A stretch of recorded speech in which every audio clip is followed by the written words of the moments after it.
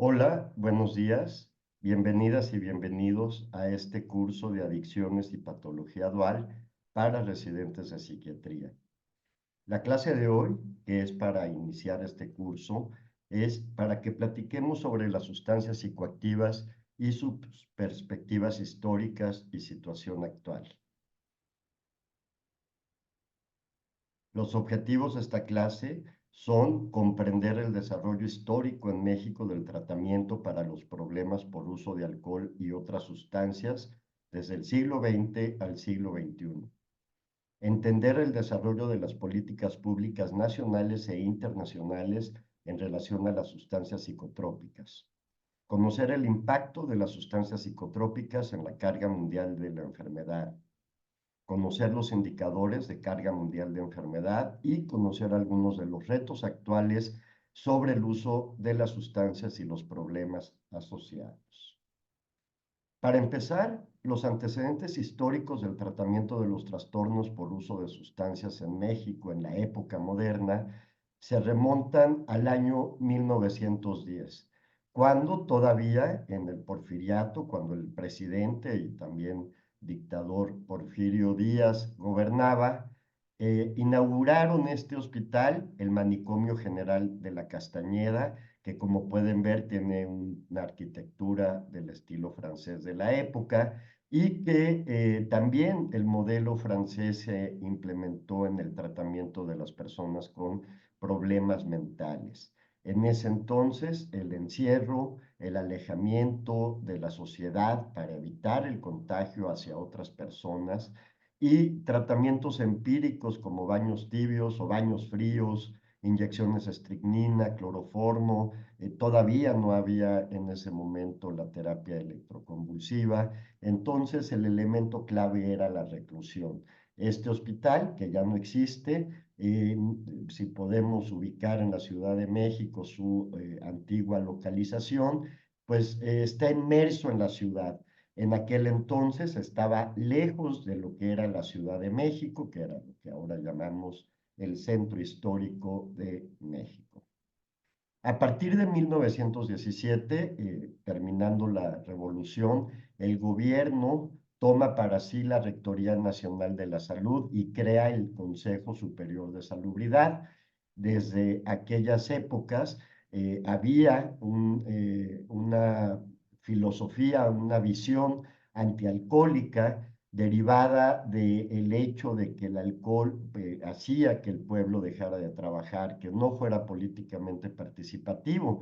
Y podemos ver cómo en la presidencia de Portes Gil en 1929 se instaura el desfile conmemorativo de la Revolución, donde había un enfoque deportivo, pero también antialcohólico, y si alcanzan a ver la manta que traían en este primer desfile, dice abajo los curas y el aguardiente, viva la transformación del pueblo, en el entendido que pues también la religión era un opio para el pueblo. Recuerden que en esas épocas el gobierno mexicano aceptó, incluyó en sus políticas nacionales una serie de conceptos que venían del socialismo.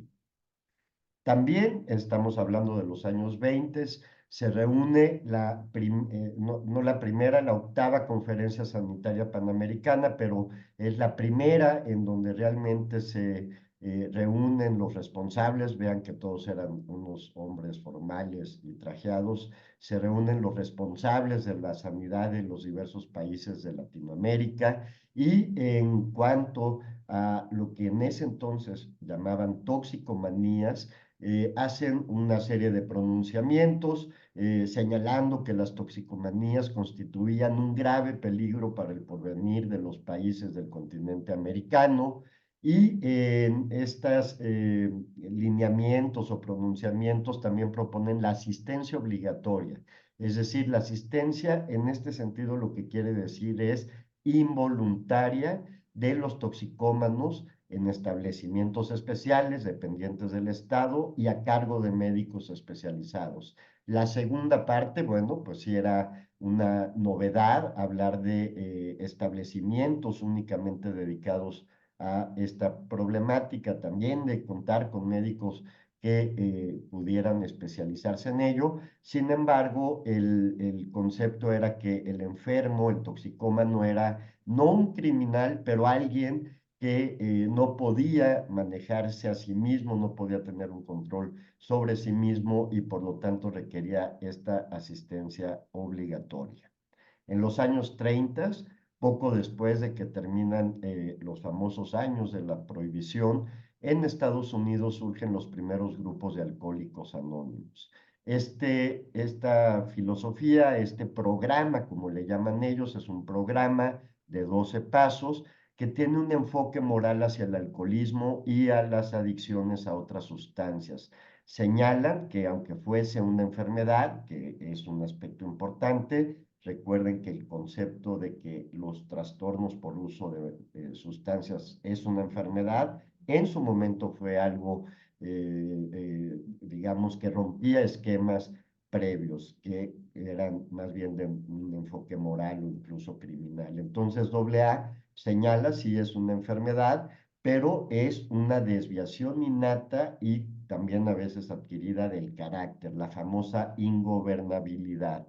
Y entonces este programa fue el primero que logró que muchas personas pudieran lograr la abstinencia inicialmente de alcohol, luego se abrieron grupos con un programa semejante como Narcóticos Anónimos, y su propuesta es que quienes ingresen, quienes participen en esta filosofía de AA, pues busquen la abstinencia total y duradera a cualquier sustancia psicotrópica, y señalo que hasta tiempos muy, muy recientes el tabaco era perfectamente permitido, lo cual hizo que muchas personas que se adhieren a estos grupos y que van a estas juntas dejaran todo tipo de consumo de sustancias psicoactivas, pero tuvieran un fuerte consumo de tabaco.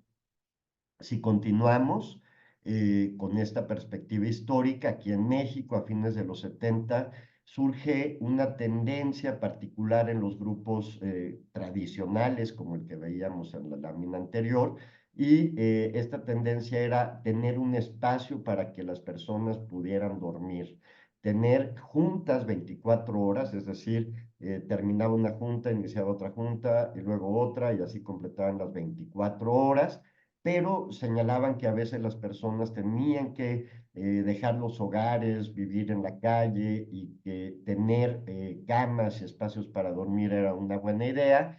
Se le llamaron anexos porque estaban anexos a los grupos que estaban sesionando constantemente, pero aquí en México estos anexos derivaron en lugares que, bueno, pues este que les pongo sería un caso típico, un espacio, una casa mal construida en algún lugar de la periferia, donde, aunque dice que hay una estancia voluntaria y respeto a la integridad humana, pues más bien nunca se le pide al sujeto que ingresa en contra de su voluntad. La familia a veces es engañada diciéndoles que todo va bien adentro, pero adentro, ¿qué hay, no? Adentro hay hacinamiento, hay gritos, hay falta de respeto a la integridad humana, como señala este anuncio, este cartel. Y pues yo en lo particular y también desde el gobierno creemos que no es la solución. Hay algunos centros residenciales de tratamiento que tienen o trabajan bajo una filosofía de AA, pero que se han adherido a toda la normatividad que hay en México respecto a salud, al agua, hasta incluso protección civil y desde luego en los modelos de atención. Este concepto de anexo, sin embargo, hay miles que no están regulados y que a veces, desafortunadamente, al ser el que está más cerca de la comunidad donde vive la persona, pues son llevados ahí. Si continuamos en esta perspectiva histórica, a fines de los 60 y en los 70 surgen otros modelos, ahora sí con un enfoque profesional. Uno de ellos son los centros de integración juvenil que iniciaron con un enfoque preventivo y de tratamiento de farmacodependencias, pero como les digo, ya no bajo la tutela del programa de Alcohólicos Anónimos, siguiendo y desarrollando ellos mismos modelos de atención basados en psicoterapia, y pues actualmente cuentan con más de 110 unidades en todo el país.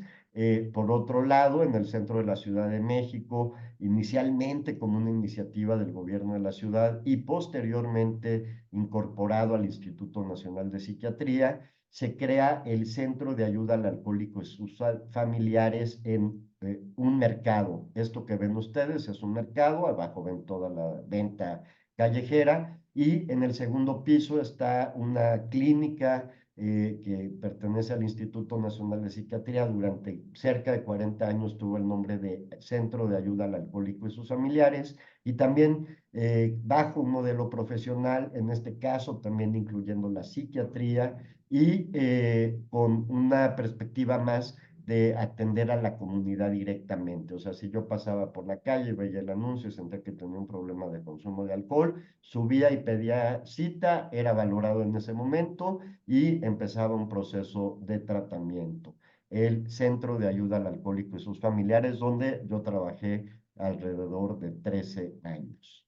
Más adelante, ya hablando de este siglo XXI, en el año 2007, a raíz del incautamiento de 250 millones de dólares en efectivo, que ustedes, la mayoría quizá no recuerden ese hecho, se encontraron en una casa de las Lomas perteneciente a una persona de origen asiático, y con ese dinero, con una fracción, digamos, el resto no sabemos a dónde fue a dar, pero con una fracción de ellos se construyeron y se empezaron a crear estos centros de ayuda y, perdón, centros de atención y prevención a las adicciones, los CAPAS, y estos CAPAS también brindan una atención de primer nivel en las comunidades bajo un modelo de psicología, ¿no? Estos centros nada más atendían, porque ya se transformaron, solo atendían problemas de adicciones.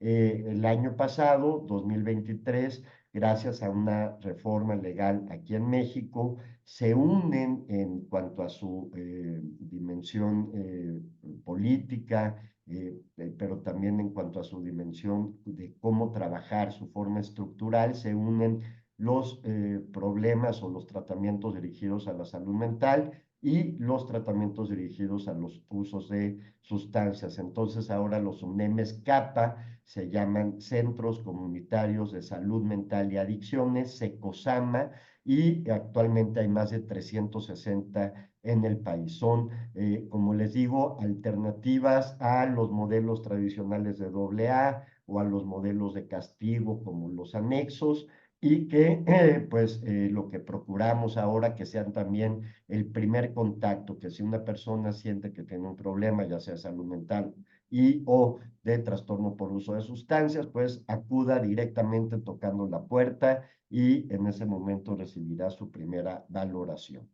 Para continuar con esta clase, pasamos a la parte de las convenciones internacionales sobre el control de estupefacientes y hablaremos un poco sobre las políticas mundiales.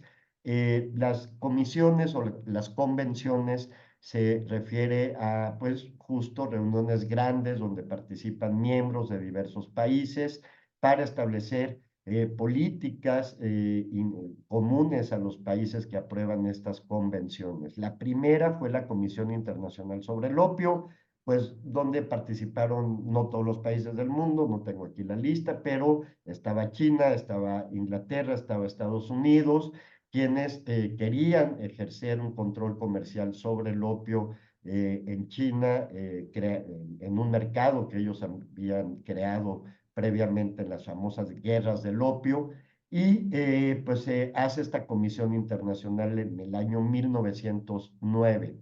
Le sigue un convenio internacional del opio, ahora en los Países Bajos, donde se reúnen mayor cantidad de países, considerando que pues ya en ese momento había un comercio internacional de opio, y eso fue en el año 1912. De ahí nos brincamos a 1961, ya en la sede de Naciones Unidas en Nueva York, con la primera convención única sobre estupefacientes. Ahí, en esta convención, se crean las famosas listas de sustancias controladas, señalando en primer lugar aquellas que no tenían ningún uso médico y ninguna perspectiva de investigación ni un alto perjuicio hacia los consumidores y la sociedad. En esta lista pues está la cannabis, están el LSD, está el MDMA, están una serie de sustancias que ahora,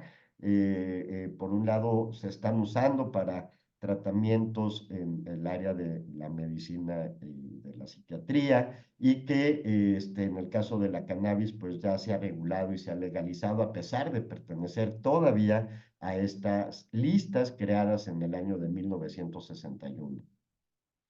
En el año de 1971 se hace otra reunión, un convenio sobre sustancias psicotrópicas para controlar toda una gama de nuevas sustancias psicoactivas que habían aparecido para entonces y se hizo una fiscalización menos rígida, excepto en la lista 1 donde están todas estas sustancias que a la fecha son consideradas ilegales, cocaína, metanfetamina, etcétera, etcétera. En 1988, en la Convención contra el Tráfico Ilícito de Estupefacientes y Sustancias Psicotrópicas, se habla de sanciones penales para todos los aspectos de producción, posesión y tráfico de drogas. Y como pueden ver en estos pocos bullets en donde resumo la información, pues no se hablaba de salud, no se hablaba del usuario, no se hablaba de la estructura para poder brindar atención a estas personas.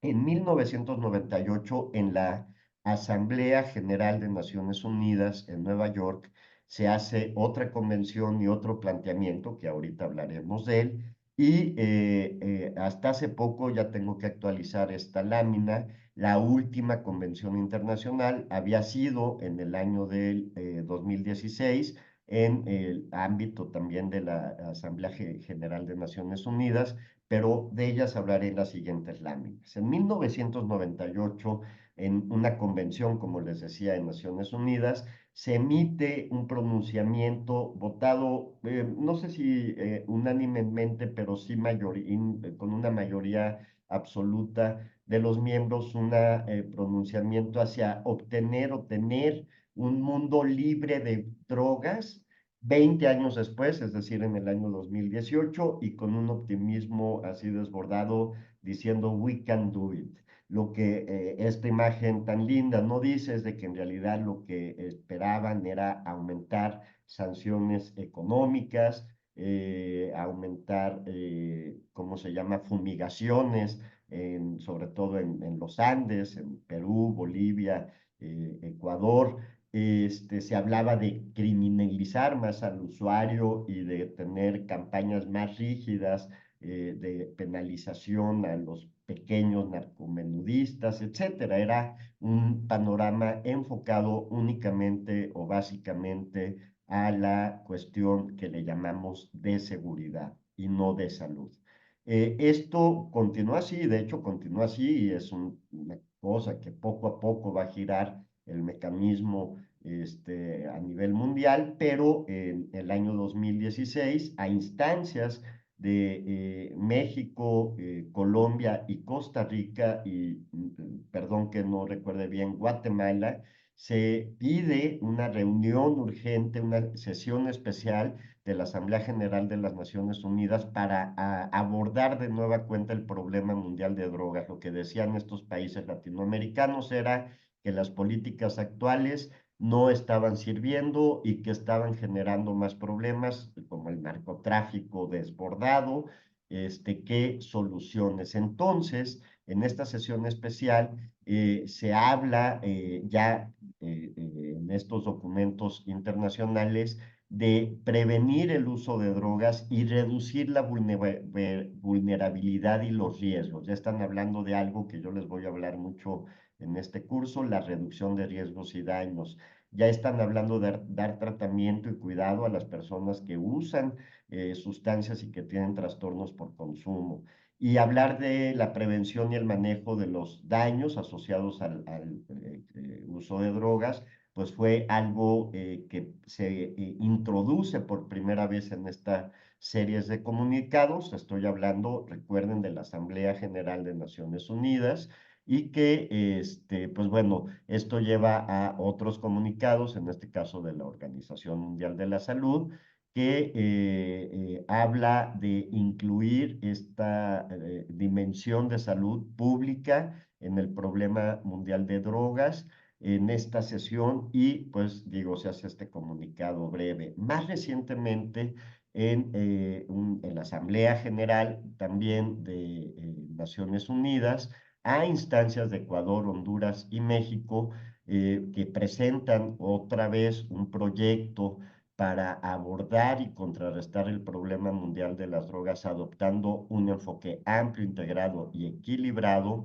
Esta resolución es votada también de manera no unánime, no por todos. Hay países como China que siempre votan en contra, pero fue aprobada en lo que le llaman resolución ómnibus de la Asamblea General de Naciones Unidas 2022, y se incorporan estos elementos: un enfoque amplio, integrado en el problema en el abordaje del problema mundial de drogas, rechazar la discriminación y la violencia, en particular por partes de fuerzas del orden, y también rechazando el racismo sistémico, abordando los derechos de los pueblos indígenas, tanto el uso tradicional y del cuidado de sus territorios, flexibilidad en las políticas nacionales de drogas, reconociendo la necesidad de adaptar las actuales políticas a los contextos que en cada país estamos teniendo, un compromiso con los derechos humanos, que esto pues siempre también lo debemos de incluir en nuestras sesiones, en nuestras pláticas, en nuestras acciones, en el trabajo, ¿no? Y la promoción de la prevención y el tratamiento versus la reclusión, la criminalización, la prohibición. Más recientemente, esto les estoy hablando apenas del 22 de marzo del año 2024, en una reunión de países que se llama Comisión de Estupefacientes de las Naciones Unidas. Esta es una de las comisiones más poderosas. De ella dependen, por ejemplo, el Programa de Naciones Unidas de Drogas y Crímenes, el UNODC, que le llamamos, y que de por sí ya es importante. Pues el UNODC le reporta a la Comisión de Estupefacientes de las Naciones Unidas. Normalmente cada año se reúnen en Viena y hacen una propuesta, un pronunciamiento que normalmente tiene unanimidad, porque este pronunciamiento, para responder desde la salud pública a los problemas de consumo de sustancias, pues está sobre todo basada en la criminalización, en la penalización y en el consumo cero. Esta unanimidad se le llamaba el Consenso de Viena, y pues tenía años, 40 años de que se votaba. Desde la fundación de Naciones Unidas y de esta comisión se votaba unánimemente esta propuesta. Ya les dije por qué, porque se basaba siempre en lo mismo, en seguridad. El caso es de que en este año Estados Unidos, que normalmente tiene una política conservadora en cuanto a las sustancias, pide incluir esto que está marcado en la lámina que les presento. Pide incluir el uso de naloxona, o sea, ponerlo en el documento como incluir tratamientos psicosociales, conductuales y la medicación asistida con tratamientos, incluyendo la naloxona, y incluir medidas de reducción de riesgos y daños en las políticas nacionales. Bueno, estos pequeños párrafos generaron el rompimiento del Consenso de Viena, ya que Rusia, China, Filipinas y 3 o 4 países menores, países que normalmente China presiona económicamente para que vote de esto, países del Pacífico, países de pequeñas naciones, ínsulas del Caribe. Bueno, el caso es de que no fue unánime, pero en este caso los grandes países no tienen un veto, así que se promulgó por casi unanimidad, una elección ampliamente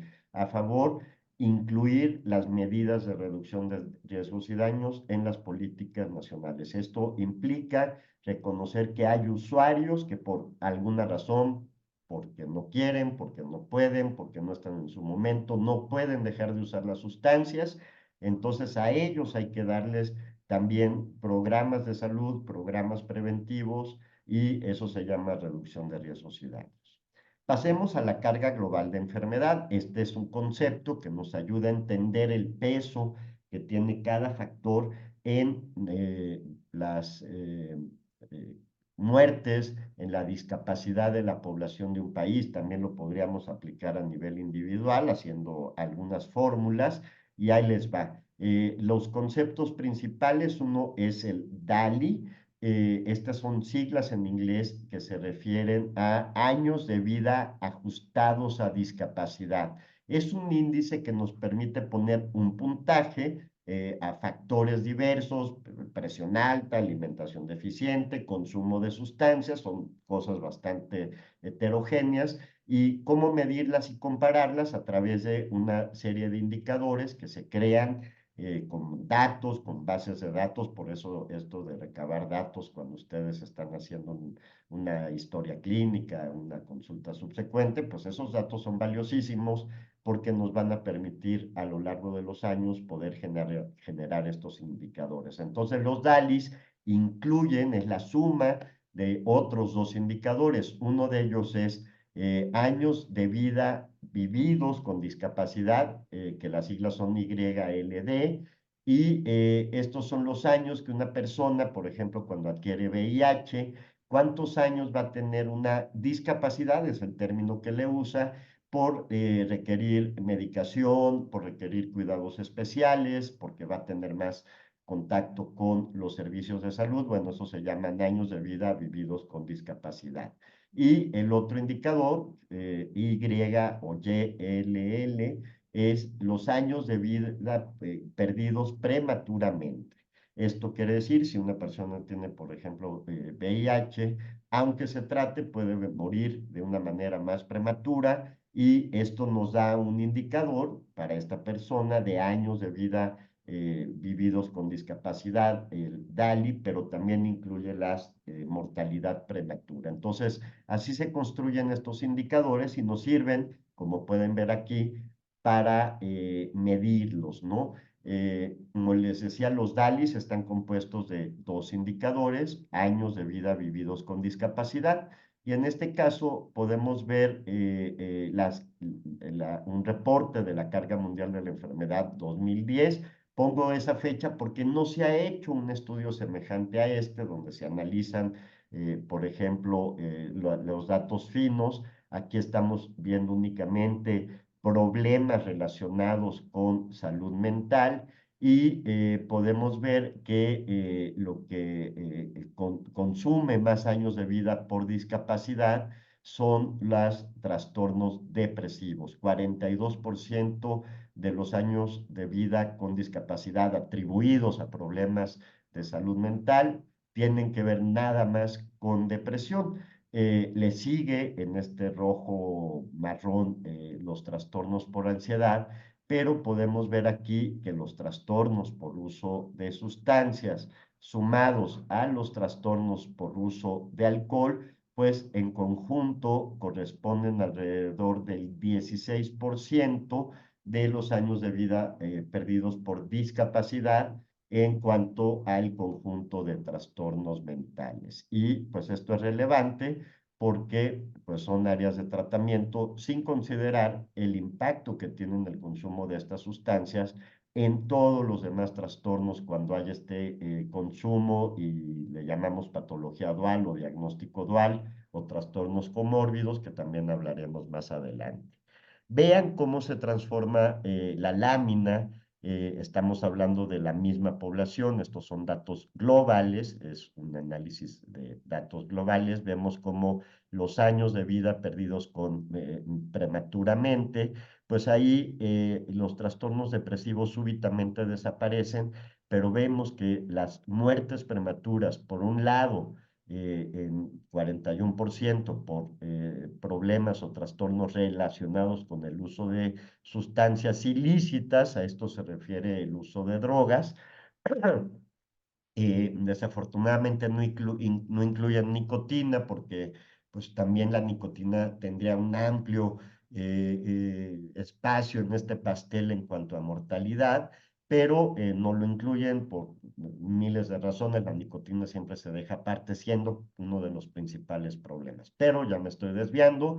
Lo que quiero señalar es que el 44% de las muertes prematuras por trastornos mentales no se deben a trastornos mentales, sino a problemas de drogas y de alcohol. Y vemos, nada más para que sepan ustedes, cómo la esquizofrenia tiene aquí un componente importante. Sin embargo, aquí nos señala que las muertes prematuras por esquizofrenia, muchas de ellas se deben al consumo de tabaco y de alcohol y de otras sustancias. Así que la comorbilidad es muy importante de entender. Y cuando sumamos y hacemos de nueva cuenta esta suma de mortalidad más discapacidad, vemos los DALIs, de nueva cuenta vuelven a aparecer los trastornos depresivos, sobre todo por el impacto en discapacidad, y vemos que los trastornos por consumo de drogas y uso de sustancias y alcohol pues corresponden cerca al 20% de los DALIs. Sin embargo, recuerden, como les estaba diciendo,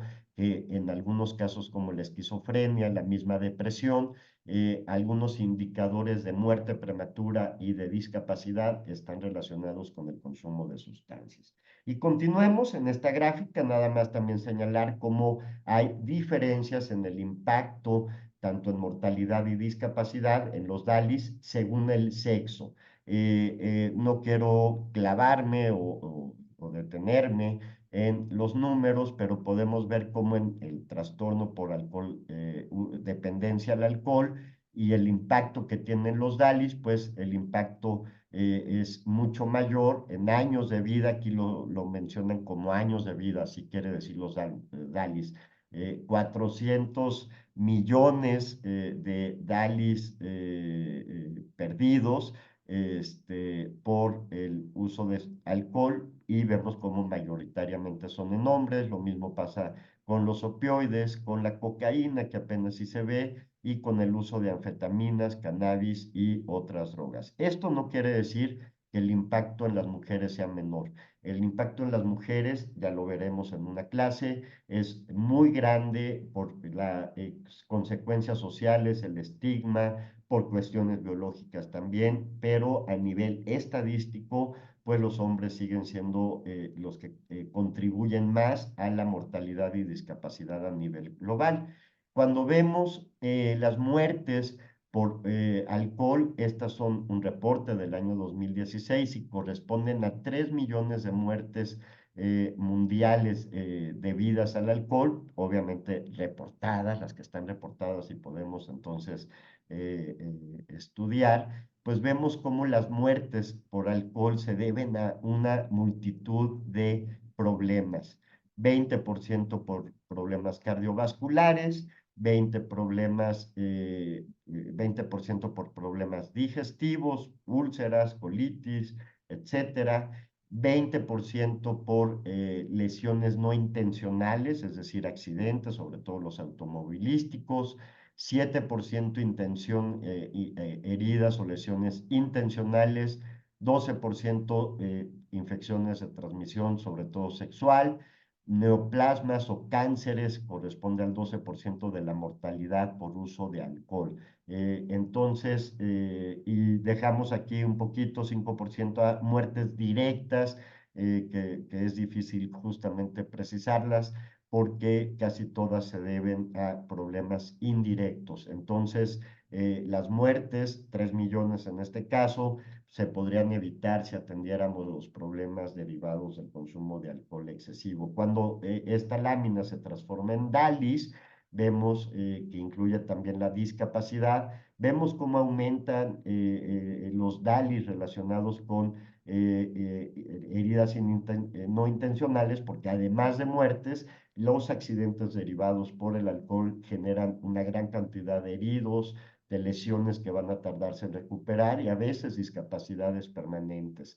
Entonces, pues podemos ver cómo el alcohol, en este caso estoy señalando muy específicamente esta sustancia, es la responsable de una serie de discapacidad y mortalidad a nivel global importantísimo. Continuamos. Quiero platicar brevemente de los datos del World Drug Report del año 2023. Este reporte pronto va a salir el del 2024 en junio, pero todavía no lo tenemos. Así que solamente quiero señalar que en este reporte nos habla, por ejemplo, de las diferencias de consumo en relación a diversas sustancias en cuanto a géneros. Las anfetaminas, 55% de quienes consumen anfetaminas son hombres. Sin embargo, hay un 45% de personas que son mujeres que consumen metanfetamina y vemos que del total de personas hombres y mujeres que reciben tratamiento por las anfetaminas, solamente un 27% son mujeres. Es decir, hay una importante brecha de atención hacia las mujeres. Como les decía, y lo hablaremos en su clase, se deben sobre todo al estigma, a la discriminación y a la falta de servicios especializados a mujeres. Vemos que en prácticamente todas las sustancias el uso es menor en mujeres y también el tratamiento es muy, muy bajo en mujeres.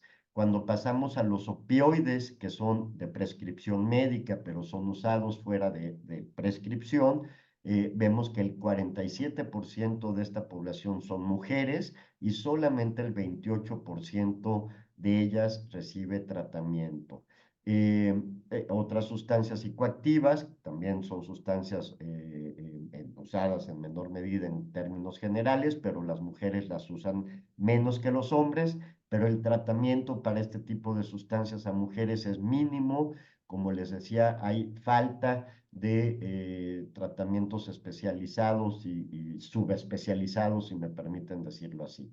Los tranquilizantes, benzodiazepinas particularmente, ahí casi es parejo el uso por hombres y mujeres, de acuerdo a este reporte, y vemos que las mujeres reciben muy poco tratamiento. En general, esto en Oceanía, América, Europa, pues las mujeres son las que tienen una menor participación en el tratamiento, incluido países y lugares desarrollados como Europa, y la mayor parte pues son tratamientos informales que no están derivados a las mujeres.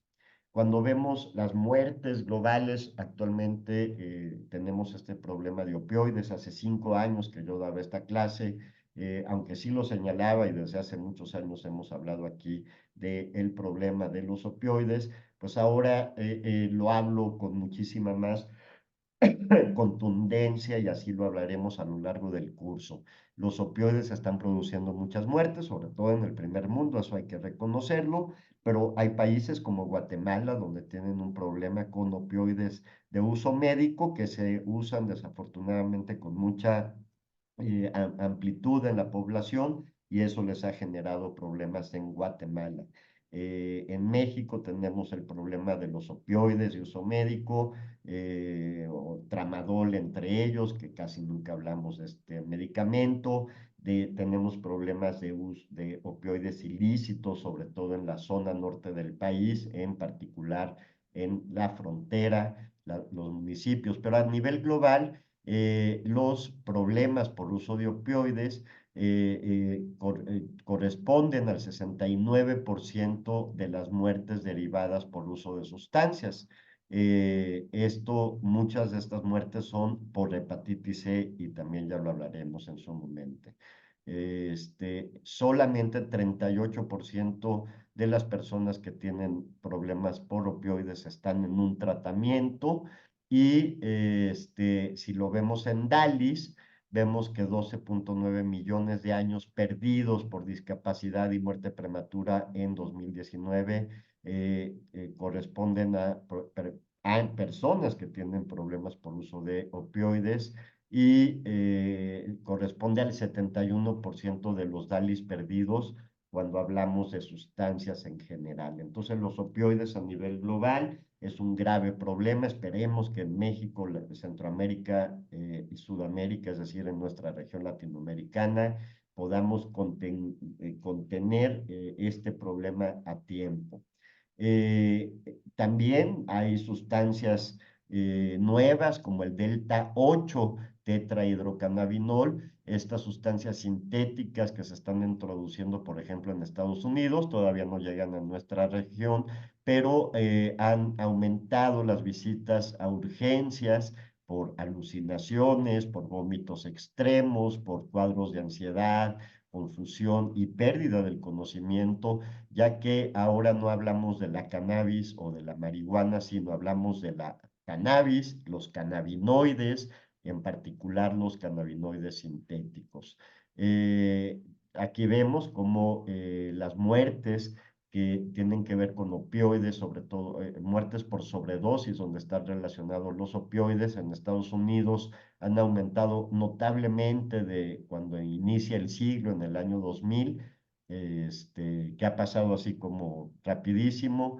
Se los digo yo que en esas épocas ya trabajaba en el tema de sustancias y los opioides, pues en México por lo menos, decíamos, eso solamente está en la canalización del río Tijuana, en Tijuana, ¿no? Y ahora, bueno, esta no es una gráfica de México, pero vemos como en Estados Unidos, en el año 2021 hubo 80,000 muertos, en el año 2022 hubo cerca de 120,000 muertos, y vemos cómo aparece el fentanilo lentamente a lo largo de la primera década del siglo pasado, perdón, de la década pasada de este siglo, y cómo en esta década se ha incrementado su presencia hasta casi superar a la heroína, digamos, ya superó a la heroína como opioide presente en las muertes por sobredosis. En Canadá ha pasado la misma historia, ha habido un aumento, esto pues son cuatrimestres, aquí pues se ve una ligera tendencia a la disminución. Esto es porque en Canadá también han implementado a nivel federal pues estrategias de reparto de naloxona a todo mundo. O sea, si tú, aunque nunca hayas usado opioides, vas a una discoteca en Canadá, vas a ver Narcan por todos lados, es posible que te den uno a ti. Narcan es el antídoto que se inhala, es un paquetito muy lindo que veremos en la clase de opioides, pero señalamos aquí las muertes. Y también otras cosas nuevas que aparecen en el World Drug Report son el incremento de las ventas de sustancias psicoactivas, de las nuevas sustancias sintéticas psicoactivas, que son cientos. Algunas son estimulantes, algunas son alucinógenas, algunas son opioides sintéticos, pues se comercializan a través de las redes profundas y también a través de correos y sistemas de mensajería internacional, ¿no? Entonces, son problemas que señala el World Drug Report. Ustedes tienen en su carpeta el sumario, el resumen, donde podrán tener acceso a esta y más información. Esta lámina me parece muy relevante porque habla de las muertes del año 1990 al año 2019, las muertes que contribuyen a los DALIs, ya veremos en la siguiente lámina los DALIs, en esta vemos las muertes prematuras por uso de sustancias. Y vemos en amarillo que corresponden a la amplia mayoría y vemos cómo este color amarillo ha aumentado del año 1990 al año 2019, estamos hablando de 20 años, por las muertes indirectas debidas a la hepatitis C, cáncer de hígado, cirrosis y insuficiencia hepática crónica. Esto quiere decir que una causa prevenible, tenemos tratamientos que curan la hepatitis C, podrían disminuir de una manera radical la mortalidad en usuarios de opioides. Básicamente estamos hablando de usuarios de opioides, aunque también pueden ser de cualquier otra sustancia, metanfetamina, cocaína, etcétera, con campañas de detección, campañas de tratamiento, también de la hepatitis del VIH, que vemos aquí abajito, que corresponde también a una importante fracción de las muertes. Luego le siguen en azul claro las muertes directas por opioides, ahí sí tenemos la sobredosis, y que también son prevenibles si la persona tiene más conocimiento sobre las sustancias que consigue en la calle y que está usando. Cuando vemos los DALIs, se transforma siempre porque la discapacidad influye, ya no solo la mortalidad, vemos como la discapacidad asociada con mortalidad de las uso directo de opioides se incrementa debido también a que los usuarios y usuarias de opioides se enfrentan muchas veces a problemas de vivienda, de acceso a la salud, son discriminados en los tratamientos normales, dentales, para diabetes, etcétera. Y pues todo eso son cosas que ojalá todos, y esto me incluyo yo y los incluyo ustedes, siempre podamos hacer un cambio. En el año 2023, en esta fecha, 26 de junio, tradicionalmente con motivo del Día Internacional de la Lucha contra el Uso Indebido y el Tráfico Ilícito de Drogas, Naciones Unidas lanza un mensaje universal. En este año, porque todavía estamos bajo este mensaje universal, habla de las personas primero. Basta de estigmatización y discriminación, reforcemos la prevención. Este mensaje tiene que ver, y lo podemos leer desde varias maneras, ¿no? Antes que la seguridad nacional y que no entre el narcotráfico a este municipio, a este pues, estado, a este país, ¿dónde está la persona, no? Primero está la persona. Esa persona que por alguna razón fuma marihuana, pues ella no tiene nada que ver con cuestiones criminales, no tiene que ver, y muchas veces se le criminaliza y no se le da atención, ¿no? Entonces, antes que los problemas de seguridad están las personas, pero también muchas veces en nuestras instituciones, antes de las personas, están los trámites burocráticos y los requerimientos de inclusión, ¿no? Tienes que tener documentos y si no los tienes, pues híjoles, tienes que venir bañado y a veces la gente no tiene dónde bañarse y le da pena acercarse a los servicios de salud. Tienes que ser puntual y si no avisarnos cuando esta persona quizá no tenga siempre un teléfono, una forma de comunicarse, y entonces están primero los trámites burocráticos y no las personas. Entonces, este mensaje de las personas primeros también tiene que ver con reducir la estigmatización y discriminación y hacer campañas. Lo dice textualmente el pronunciamiento, creadas, lideradas, va con compasión, con el deseo de ayudar a todas las personas, independientemente de que estén consumiendo o no. Actualmente ya vamos a pasar para esta última parte ya de esta clase, a hablar, pues, cuáles perspectivas actuales tenemos sobre los trastornos, el uso de sustancias. Una de ellas son en esta clase lo vamos a hablar, las perspectivas actuales sobre la neurobiología. Gracias a esta doctora, la doctora Nora Volkov, que es mexicana de Coyoacán, estudió medicina en la UNAM, pero luego, bueno, siguió su carrera en Estados Unidos como investigadora, empezó a trabajar sobre imágenes cerebrales y gracias a ella tenemos un gran conocimiento, y lo veremos más adelante en otras clases, de cómo funciona el cerebro humano en vivo, en adictos, en no adictos, cuando se usan sustancias. Ella dice, es un mensaje que siempre repite, que los problemas de adicción, que es una palabra que eventualmente cambiaremos, yo pondría ahí los trastornos por uso de sustancias son unos o un grupo de trastornos cerebrales que pueden ser tratados. Esto puede sonar muy biologicista, sí lo es, en parte es para decir, no son problemas morales, no son problemas criminales, sino son problemas o trastornos que tienen que ver con la biología de nuestro cerebro cuando entra en contacto con sustancias exógenas que pues nunca deberían de haber entrado en contacto con ciertas áreas. Pero de esto hablaremos más adelante.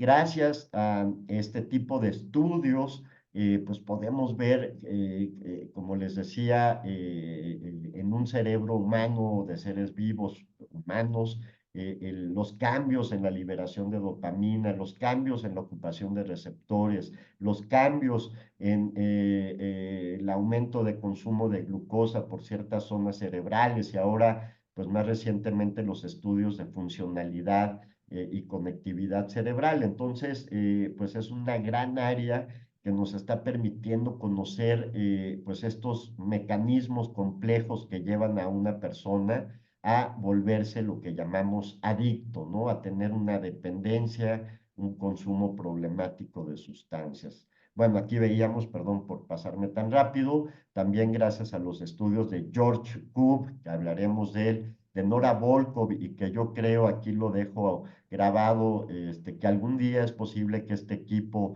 Nora Volkow, George Koob, reciban, eso es un pronóstico, el premio Nobel por todos estos descubrimientos de los sistemas que nos regulan la recompensa, el placer, el deseo, etcétera, ¿no? Entonces aquí los vemos, ya hablaremos de ellos en su clase. El famoso circuito cerebral de recompensa, pues aquí lo vemos sumamente esquematizado. Conocemos muchísimo más de lo que sabíamos hace 30 años de estos mecanismos que parecen de reloj, donde se mueve una tuerquita, va a tener un efecto lejano en otras tuercas y van a producir un efecto final. Ya lo hablaremos en la clase de neurobiología. Quiero hablar acerca de lo que a mí me parecen algunos de los desafíos actuales sobre las sustancias psicoactivas. Entre ellos, bueno, vemos que el consumo de sustancias ha cambiado de generación en generación, ¿no? Desde la época de mis padres, que lo más juvenil y más rompía con los esquemas familiares era salirse, tomar café o malteadas, poner música en este tipo de aparatos, las famosas rocolas. Luego, un poco más adelante, viene la generación hippie, donde el consumo de cannabis y alucinógenos pues ya se vuelve una tendencia, una normalidad en los países, sobre todo del primer mundo, a los países como nosotros en el desarrollo. Todo eso nos llegó un poco después, pero sí que nos llegó, ¿no?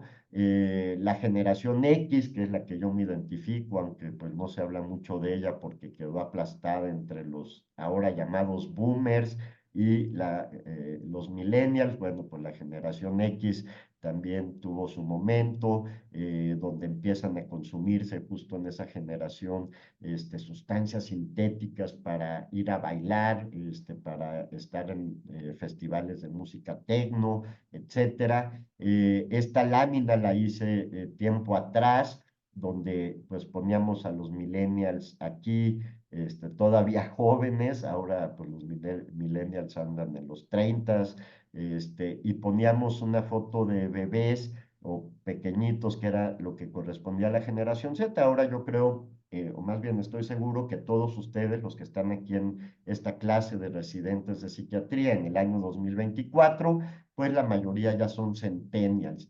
¿Qué pasa con los centennials? Pues tienen dispositivos electrónicos a la mano, pueden jugar 20 horas, pueden apostar. Eso lo hacen todas las generaciones, pero digamos, en esta generación más joven es hacia donde va dirigido la publicidad.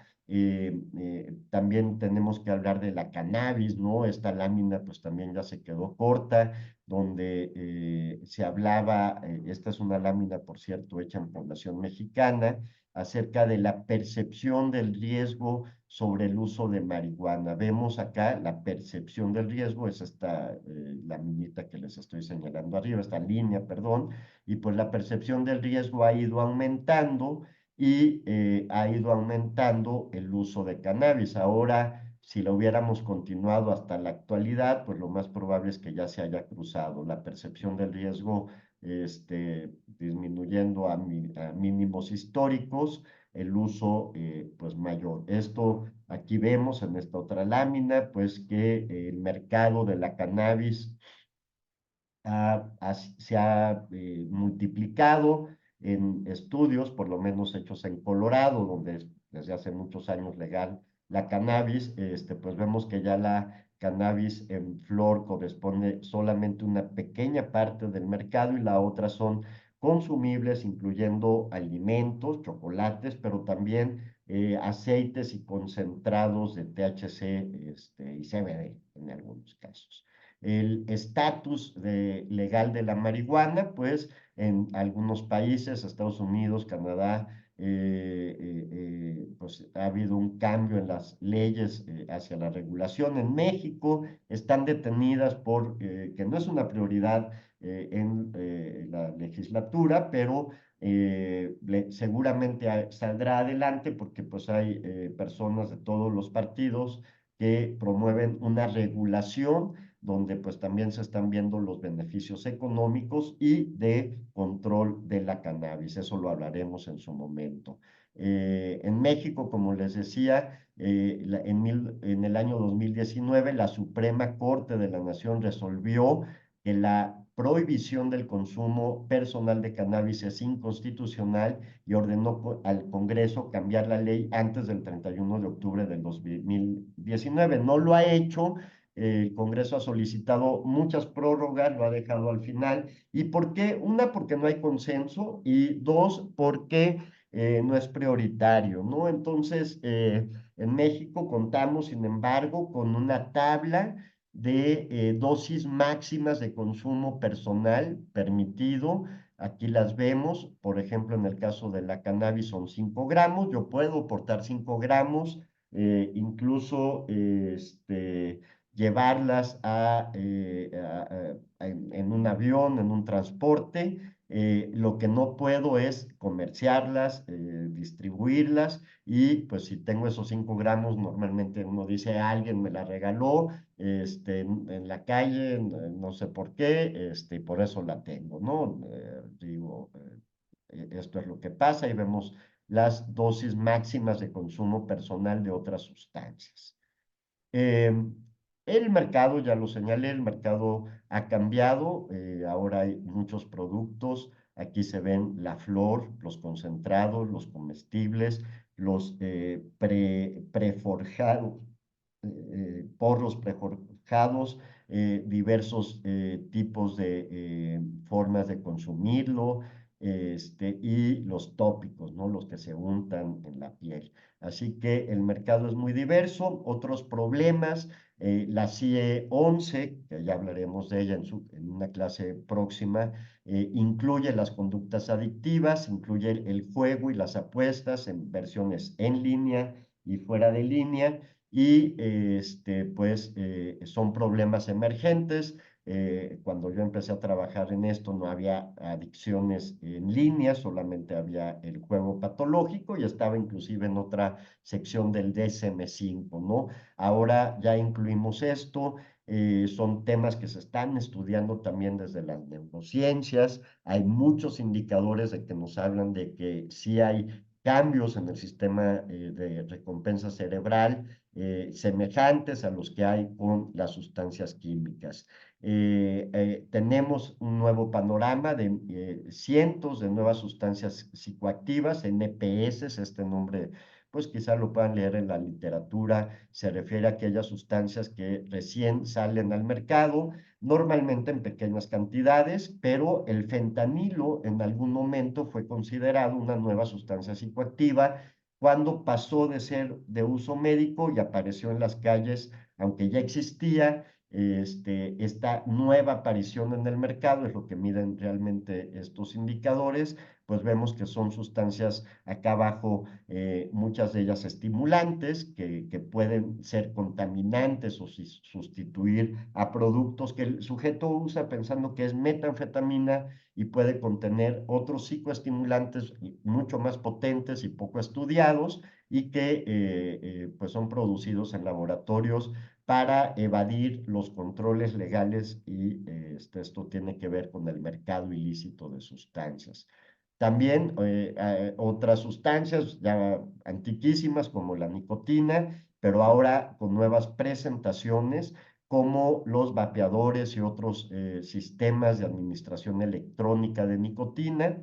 son muy polémicos. En México están prohibidos por ley, no pueden difundirse, no pueden venderse. Sin embargo, vemos, esta foto la tomé yo, directamente es un vendedor automático que no te pide que seas menor de edad, nada más le echas creo que 100 pesos, algo así, 70 pesos, no recuerdo el precio, y vemos cómo son productos diseñados con colores, con presentaciones que los hacen parecer casi como un dulce vapeable, ¿no?